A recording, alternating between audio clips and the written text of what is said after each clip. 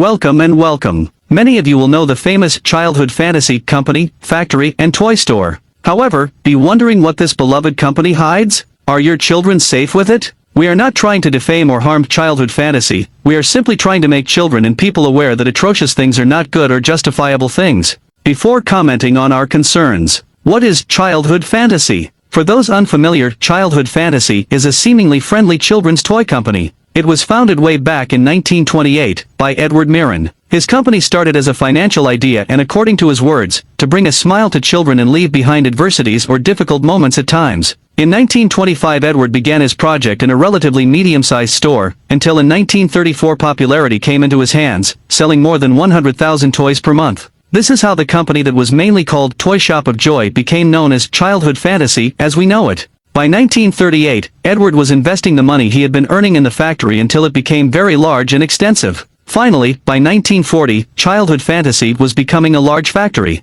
And from then until now, childhood fantasy continues to be a great factory. It has had popularity ever since. However, we are in charge of investigating with conclusive facts that childhood fantasy is not the fantastic, loving, or understandable world that they paint. It was reported by anonymous employees that they only had 5 minutes of rest during 20 hours. Abuse, indifference and discrimination were also reported. It has been said. Keep sinking for more.